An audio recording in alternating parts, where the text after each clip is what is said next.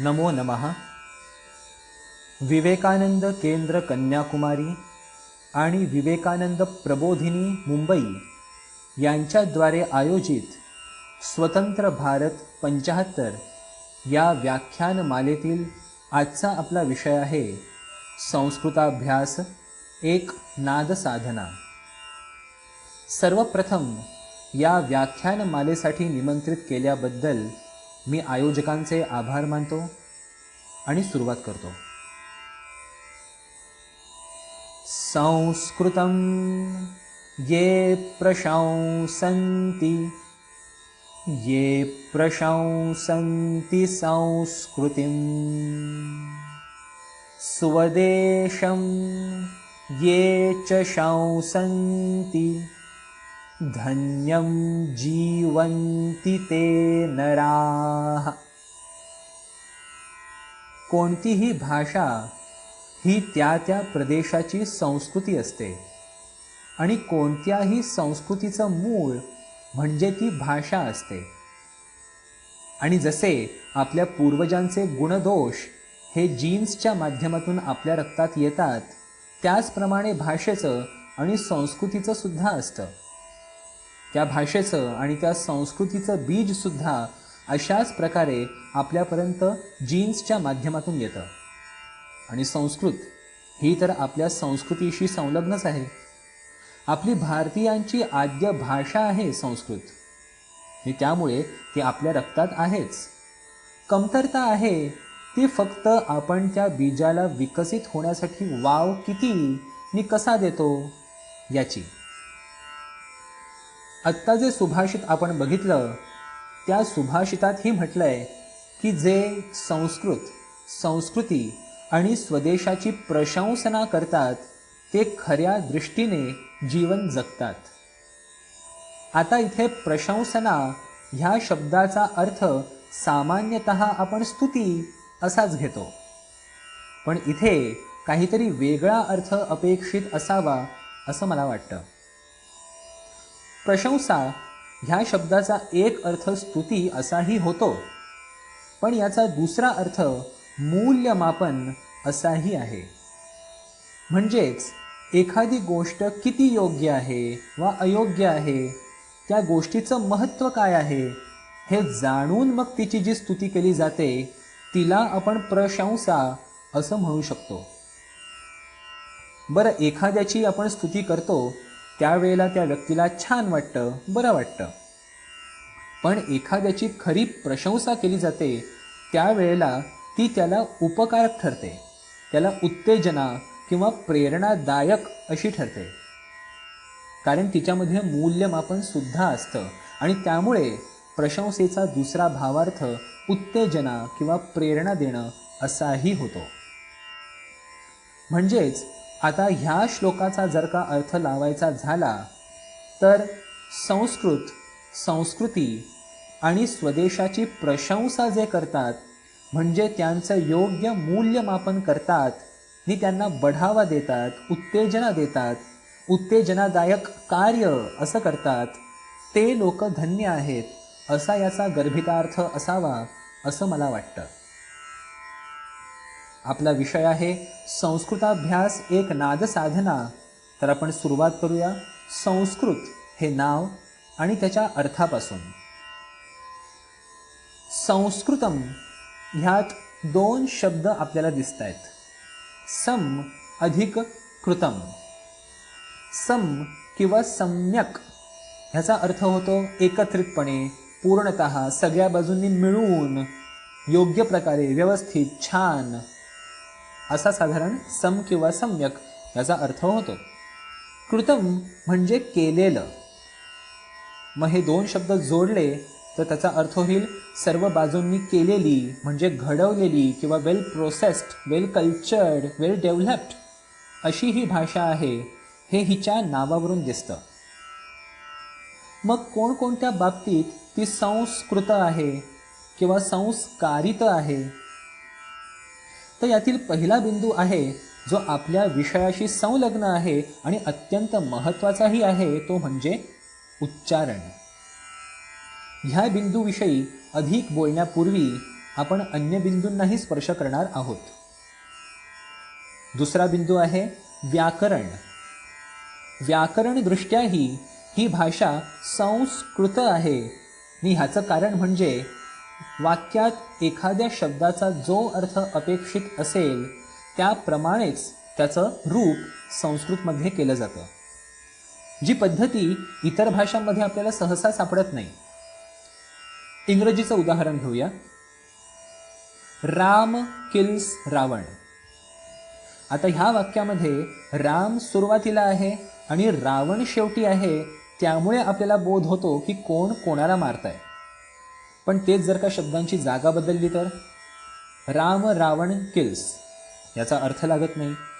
Kills Ram Ravan ह्याचाही अर्थ लागत नाही. रावण राम किल्स याचाही अर्थ लागत नाही. रावण किल्स राम हे तर वाक्य अगदीच उलटं होतं. म्हणजे शब्दांची जागा जर का बदलली तर वाक्याचा अर्थ बदलतो. आता हेच वाक्य मराठीत बघूया.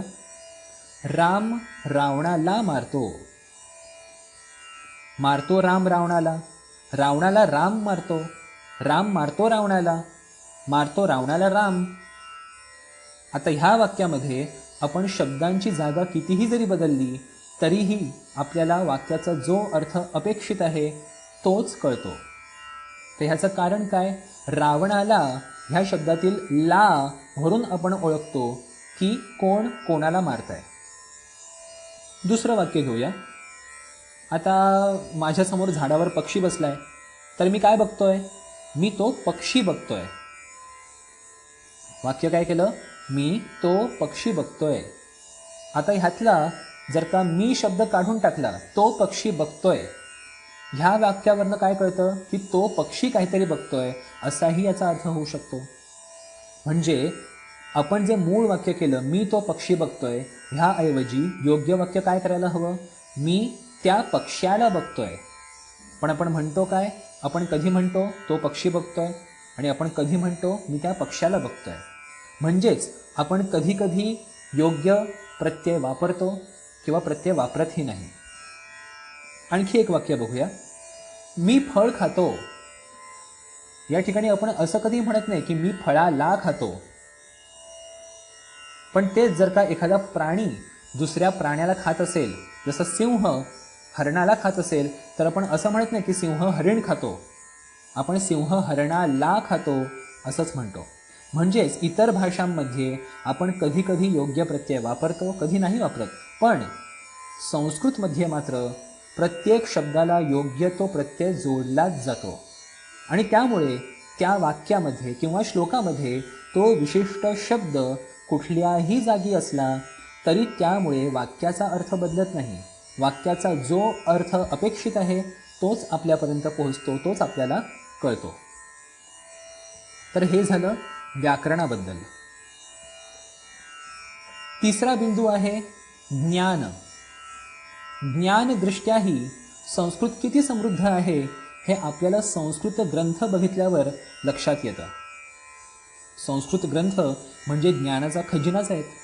वेद, पुराणं, स्मृतिग्रंथ जे आपल्याला सृष्टीतील विविध तत्त्वांचा बोध करून देतात. शिवाय अन्य शास्त्रग्रंथही आहेत, जसं विद्युतशास्त्र आहे, यंत्रशास्त्र आहे, रसायनशास्त्र आहे, अर्थशास्त्र, गणितशास्त्र, तर्कशास्त्र, मग नाट्यशास्त्र आणि कितीतरी इतर शास्त्र आहेत. तर ही शास्त्र म्हणजेच ज्ञानाचं महाभांडार आहेत. तर ज्ञानदृष्ट्याही समृद्ध अशी ही भाषा आहे. आणि पुढचा चौथा बिंदू आहे माधुर्य. माधुर्य हे शब्दांचं असतं, अर्थाचं असतं आणि उच्चाराचं असतं. शब्दांचं माधुर्य म्हणजे काही शब्द हे मुळातच छान असतात किंवा एखाद्या वाक्यात शब्दांचा जो चढाव उतार असतो तो मनमोहक असतो. तर हे झालं शब्द माधुर्य. काही शब्दांचा, शब्दसमूहांचा किंवा वाक्यांचा अर्थरंजक असतो, ते झालं अर्थ माधुर्य. आणि तिसरा प्रकार म्हणजे उच्चारण माधुर्य. हे आपण एखाद्या शब्दाचा उच्चार किती पूर्णत्वाने करतो त्यावर अवलंबून असतं. त्यात जर त्या शब्दाचा भाव ओतलेला असेल तर ते अर्थ माधुर्य अजून बहरतं. तर हे तीनही प्रकार आपल्याला संस्कृतमध्ये आढळतात. आता माधुर्याचा हा मुद्दा आपल्या पहिल्या मुद्द्याशी म्हणजे उच्चारणाच्या मुद्द्याशी संबंधित आहे. त्यामुळे आता आपण बघूया उच्चारणाचा मुद्दा. उच्चारण. कुठल्याही भाषेचं मूळ हे तिच्या उच्चारणात असतं. व्याकरण तर नंतर येतं, पण आधी एखादा शब्द कसा उच्चारला जातोय, नादोत्पत्ती कशी केली जाते हे महत्त्वाचं असतं. आणि म्हणूनच पूर्वी वेदाध्ययन इत्यादीची सुरुवात करण्यापूर्वी, वेदांचा अभ्यास करण्यापूर्वी उच्चारणाचे पाठ बालकांना दिले जात असत. वेदाध्ययनापूर्वी षड्वेदांग म्हणजेच वेदाच्या 6 अंगांचं शिक्षण दिलं जात असे, ज्यापैकी प्रथम अंग होतं शिक्षा. शिक्षा नामक ह्या पहिल्या अंगात उच्चारणाची पद्धती, उच्चारण स्थानं इत्यादींचं शिक्षण दिलं जात असे. म्हणजेच वेदाध्ययन करण्यापूर्वीही त्या विद्यार्थ्याचं लक्ष नादावर केंद्रित केलं जात असे. नाद म्हणजे व्हायब्रेशन्स जे सगळीकडे आहेत. पूर्ण ब्रह्मांडात नाद भरलेला आहे. मग तो श्राव्य असेल वा अश्राव्य असेल. श्राव्य म्हणजे जो नाद आपण ऐकू शकतो. जसे की हा तानपुऱ्याचा स्वर इथे सुरू आहे, आपण ऐकू शकतो. झाडांची सळसळ, मेघगर्जना इत्यादी जे जे नाद आपण ऐकू शकतो ते सर्व झाले श्राव्य नाद. आणि जे नाद आपण ऐकू शकत नाही ते झाले अश्राव्य नाद. जसं की ब्रह्मांडामध्ये अनेक असे नाद आहेत, अनेक अशा लहरी फिरतायत की ज्या आपल्या श्रवणशक्तीच्या पलीकडच्या आहेत. आपण ते नाद ऐकू शकत नाही, मग ते झाले आपल्यासाठी अश्राव्य नाद. बरं, एखाद्यासाठी जो नाद अश्राव्य आहे तो दुसऱ्यासाठीही अश्राव्य असेलच असं नाही. उदाहरणार्थ वटवाघळाची शिटी. वटवाघळं एका विशिष्ट फ्रिक्वेन्सीचा नाद उत्पन्न करतात आणि रात्री अंधारामध्ये ते मार्ग आपला शोधतात. आणि तो नाद फक्त वटवाघळांनाच ऐकू येतो, आपण तो नाद ऐकू शकत नाही. दुसरं उदाहरण म्हणजे हत्तीचा मंद्रनाद. हत्ती एका विशिष्ट अतिमंद्र फ्रिक्वेन्सीचा नाद उत्पन्न करू शकतो जो केवळ हत्तीच ऐकू शकतात. तर ही प्रत्येकाची फ्रिक्वेन्सी पकडण्याची क्षमता किंवा फ्रिक्वेन्सी निर्माण करण्याची क्षमता वेगवेगळी असते. आणि त्यामुळे अश्राव्यनाद आणि श्राव्यनाद हा प्रत्येकाच्या वैयक्तिक क्षमतेप्रमाणे वेगवेगळा असू शकतो. आज विज्ञानही सांगतं की प्रत्येक वस्तूचं एक विशिष्ट कंपन असतं. कोणत्याही वस्तूचं अस्तित्व हे तिच्या विशिष्ट कंपनांमुळे असतं. आणि म्हणूनच म्हटलंय की नादाधीनं जगत सर्वम. पूर्ण विश्व हे नादाच्या अधीन आहे. हाच नाद आपल्या शरीरांतर्गतही असतो आणि शरीराच्या अवतीभवतीही ऊर्जा रूपाने अस्तित्वात असतो. आपण जे उच्चार करतो, जे विचार करतो त्याची व्हायब्रेशन्स, त्याची स्पंदनं आपल्या भोवती राहतात आणि त्यांचा आपल्या कृतींवर परिणाम होतोच. पण आपल्याच नाही तर आपल्या समोरच्या व्यक्तीवरही त्याचा परिणाम होत असतो, कारण ही सर्व ऊर्जेची रूप आहेत. नाद, व्हायब्रेशन्स म्हणजे काय आहे? ऊर्जा आहे. मी ऊर्जेचं रूप बदलतं पण ती नष्ट होत नाही असं विज्ञानही सांगतं. आणि त्यामुळे आपण जे बोलतो त्याचे ध्वनी तरंग जरी क्षीण झाले तरी ऊर्जा रूपात ती स्पंदनं कायम राहतात. नाद एक तर स्पष्ट असतो किंवा अस्पष्ट असतो. आता हा अस्पष्ट नाद आणि मंद्र नाद यामध्येही भेद आहे हे आपण जाणलं पाहिजे. एक उदाहरण बघूया. उगवता सूर्य. या उगवत्या सूर्याचा प्रकाश कसा असतो? किरण कसे कोवळे असतात. उगवता सूर्य असला किंवा नुकताच उगवलेला सूर्य असला तरी त्याचे किरण स्पष्ट असतात. किरणांचा स्रोत आपल्याला नेमका दिसत असतो. पण तेच जर का सूर्यासमोर ढग आले तर प्रकाश किरण विकीर्ण होतात, विखुरतात. आणि मग तो उगवता सूर्य असो की दुपारचा तळपता सूर्य असो, समोर ढग आले की त्याचा प्रकाश पूर्वीसारखा स्पष्ट राहत नाही. हाच भेद आहे मंद्रनाद आणि स्पष्ट वा अस्पष्ट नादात. तुम्ही पाहिलं असेल, काही जणांना हळू आवाजात बोलायची सवय असते. तो झाला मंद्रनाद. ते लोक हळू आवाजात बोलतात, पण त्यांच्या उच्चारामध्ये स्पष्टता असू शकते. म्हणजेच मंद्रनाद आणि स्पष्टनाद ह्या दोन गोष्टी भिन्न आहेत. आणि तेच काही जण मोठमोठ्याने बोलत असतात, तरीही त्यांचे शब्द पटकन कळत नाहीत. मग याचाच अर्थ काय की आवाजातला लहान मोठेपणा आणि उच्चारातली स्पष्टता यांचा तसा काहीही परस्पर संबंध नसतो. तरीही एखादी व्यक्ती तोंडातल्या तोंडात बोलत असेल तर त्याला सांगितलं जातं की बाबा रे मोठ्याने बोल, मोठ्याने बोल. पण तिथे मोठ्याने बोल हे सांगण्यामागे अपेक्षित काय असतं, तर त्याने स्पष्ट बोलणं. आता संस्कृतबद्दल बोलायचं तर संस्कृत उच्चारणाची 3 वैशिष्ट्य माझ्या ध्यानात आली ती अशी. पहिलं म्हणजे संस्कृतमध्ये संयुक्ताक्षरांचा वापर विपुल प्रमाणात होतो आणि प्रत्येक संयुक्ताक्षराच्या म्हणजेच जोडाक्षराच्या उच्चारणासाठी एक विशिष्ट आघात दिला जातो, ज्यामुळे अपेक्षित नादोत्पत्ती होते. दुसरं कारण म्हणजे संस्कृत भाषा प्रवाही आहे, तसंच तिचं उच्चारणही प्रवाही आहे. प्रत्येक अक्षर हे त्याच्या आधीच्या अक्षराशी सुसंगत असतं, किंवा तसं नसेल तर दोन्ही अक्षरं उच्चारणदृष्ट्या एकमेकांशी सुसंगत कशी होतील या प्रकारे त्यांच्यात परिवर्तन केलं जातं, ज्याला व्याकरणीय भाषेत संधी असं म्हणतात.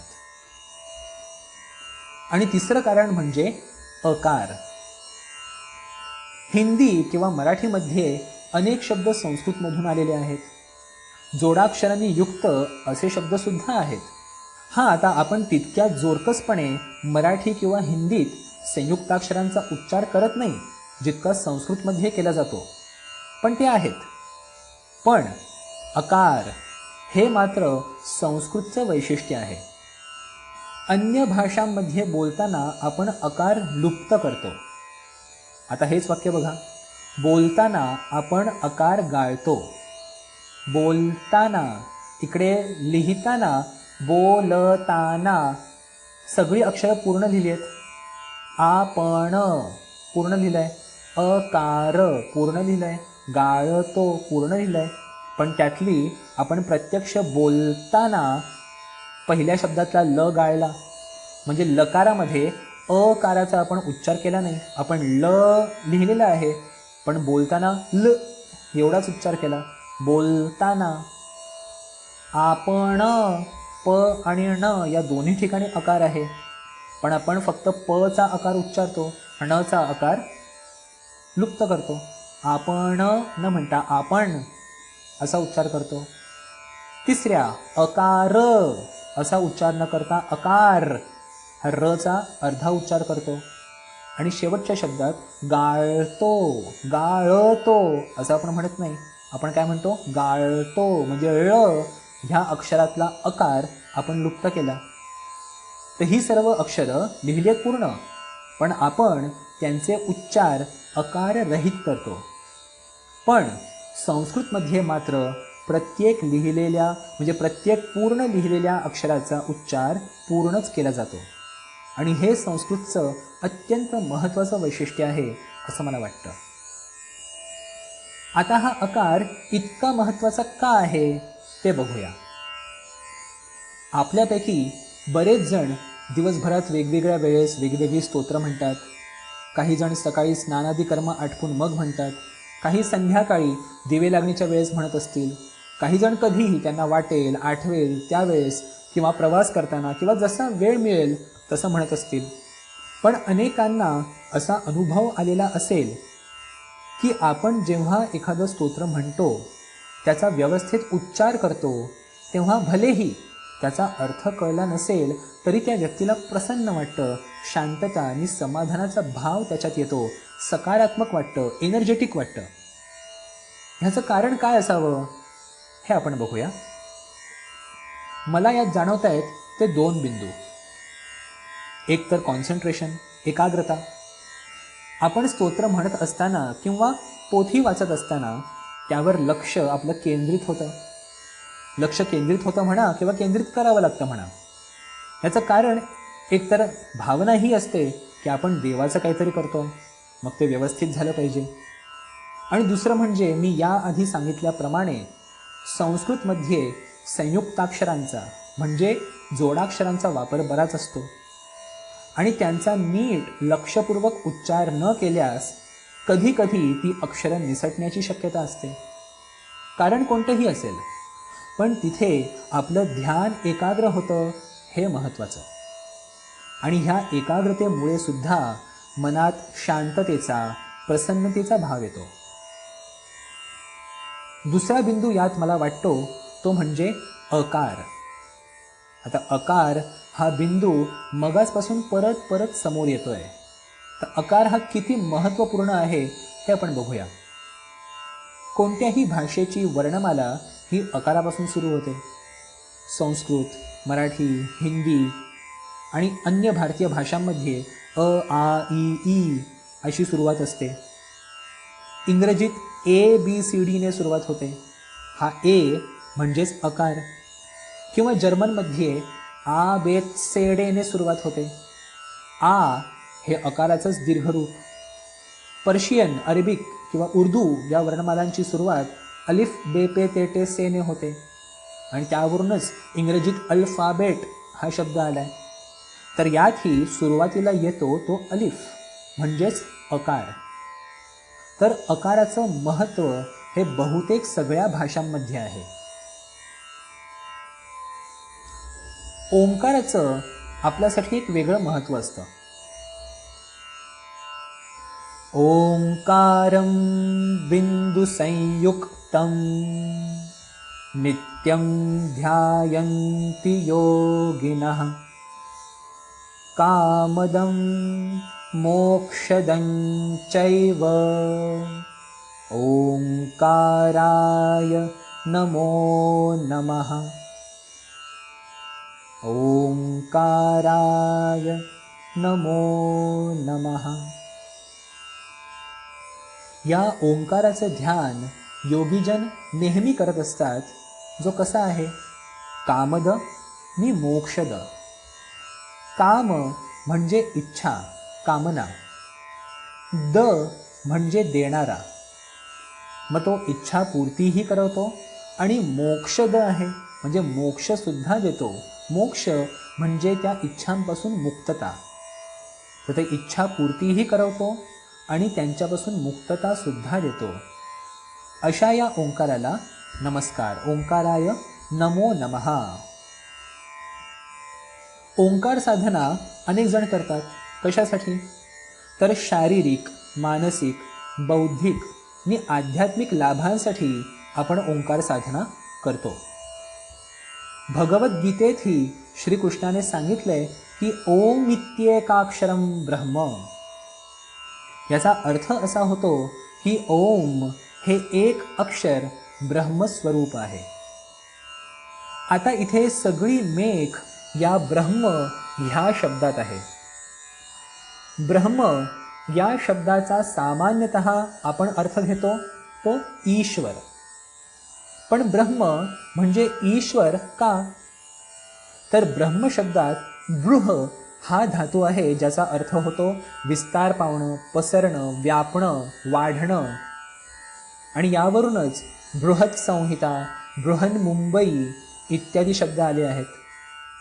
तर ईश्वर सर्वव्यापी आहे आणि म्हणूनच ब्रह्म हा शब्द ईश्वर या अर्थी वापरला जातो. पण ब्रह्मचा खरा अर्थ काय होतो? तर व्यापी, व्यापणारा, पसरणारा. तर या मूळ अर्थानुसार बघितलं तर ओंकार हा नाद सर्वत्र पसरलेला आहे असाही याचा अर्थ निघू शकतो. आणि अनेक अनुभवी साधकही असंच सांगतात की ध्यानात एका विशिष्ट अवस्थेत असताना त्यांना ओंकारनाद ऐकू येतो. आपल्यासाठी हा नाद कदाचित अश्राव्य असेल, पण त्यांच्यासाठी तो श्राव्य असतो. आणि आधी म्हटल्याप्रमाणे नाद जसा बाहेर आहे तसाच तो आपल्या शरीरातही आहे. ओंकार साधना करतानाही विशिष्ट प्रकारे त्याचा उच्चार केल्यास पूर्ण शरीरात ही ओंकाराची कंपनं पसरल्याचं आपल्याला जाणवतं. म्हणजे या प्रकारेही ओम इत्येकाक्षरम ब्रह्म, ब्रह्म म्हणजे व्यापणारा, पसरणारा असा याचा अर्थ लागू शकतो. आता हे विशिष्ट प्रकारे उच्चारण म्हणजे नक्की कसं हे आपण पुढे बघणार आहोत. तर ह्या ओंकाराचं उच्चारण दीर्घ काळापर्यंत करताना आपोआप प्राणायाम होतो. त्यामुळे शरीरातील चैतन्य वाढतं आणि त्यातून बौद्धिक लाभही मिळतात. ओंकाराची कंपनं आणि त्या कंपनांसह होणाऱ्या प्राणायामामुळे मानसिक ताण कमी होण्यास सहाय्य होतं. मानसिक ताण कमी झाला की आपोआप बुद्धीस चालना मिळते. असे अनेक लाभ एक दुसऱ्याचा हात धरून चालतात. तर असा हा ओंकार. या ओंकारातही 3 वर्ण येतात: अकार, उकार आणि मकार. म्हणजे ह्या ओंकाराची सुरुवात सुद्धा होते ती अकारानेच. संत तुकाराम महाराजांनीही आपल्या अभंगात म्हटलंय, ओंकार प्रधान रूप गणेशाचे. ओंकार प्रधान रूप गणेशाचे. हे तिन्ही देवांचे जन्मस्थान. ओंकार प्रधान रूप गणेशाचे. अकार तो ब्रह्मा, उकार तो विष्णू. अकार तो ब्रह्मा, अकार ब्रह्माचा म्हटलाय. उकार तो विष्णू, उकार विष्णूचा. आणि मकार महेश जाणियेला. मकार महेशाचा, अकार ब्रह्माचा, उकार विष्णूचा आणि मकार महेशाचा.